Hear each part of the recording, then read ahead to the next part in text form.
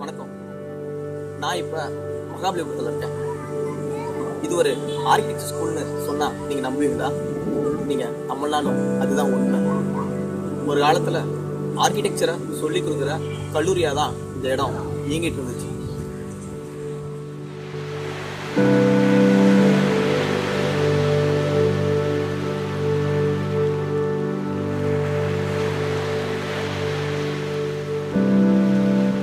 வெளிநாட்டை பார்த்து ஆச்சரியப்பட்டு ஆர்கிடெக்சர் எல்லாமே இந்த 100 ஆண்டில் வந்தது. நம்ம நாட்டில் நிறைய பில்டிங், ஏர்போர்ட், சிட்டிஸ் எல்லாமே வெளிநாட்டு ஆர்கிடெக்ட் டிசைன் பண்ணுது. ஏன் இப்போ கூட புதிய ஆந்திரா தலைநகரை நம்ம டிசைன் பண்ணல? ஏன் நம்ம கிட்ட அந்த தகுதி தான் இல்லையா, இல்லை திறமை இல்லையா? நம்ம முன்னோர்கள் பல 1000 ஆண்டுகளுக்கு முன்னாடியே மன்னடி சாஸ்திரம் போன்ற சாஸ்திரங்களை பயன்படுத்தி தஞ்சை பெரிய கோவில், பல்லவ கோவில், கோட்டை, மாட மாளிகையிலிருந்து நம்ம வீட்டு திண்ண வரையிலும் இந்த உலகை பெரும்பெற அளவுக்கு உருவாக்கியிருக்காங்க. ஆனால் நம்ம இப்போ சொல்லி பெருமைப்படுற அளவுக்கு நம்ம ஒரு கட்டடங்கள் கூட நம்ம இங்கே கட்டலை.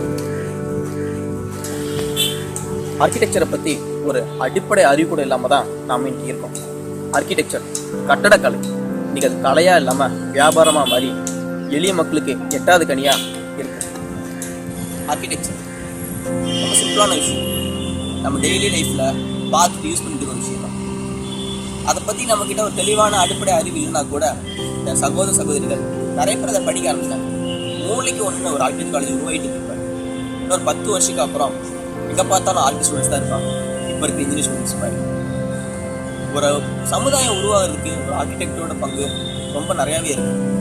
அது சரியாக அமையலைன்னா ஒரு பெரிய பாதிப்பு ஏற்படுத்தும். இன்னைக்கு சென்னையை வந்துட்டு இந்த பாதிப்பு ஏற்பட காரணம் என்ன? ஒரு சரியான ஆர்கிடெக்சர் பிளானிங் இல்லாததான். எங்கெங்கே எது இருக்குன்னு சொல்லிட்டு கரெக்டாக பிளான் பண்ணி டிசைன் பண்ணியிருந்தாங்கன்னா இந்த ஃப்ளட் வந்திருக்காது, நம்ம இந்த பாதிப்பு ஏற்பட்டிருக்காது. இதெல்லாம் நடக்கக்கூடாதுங்கிறதுக்காக இந்த பதிவு நாங்கள் பண்ணுறோம்.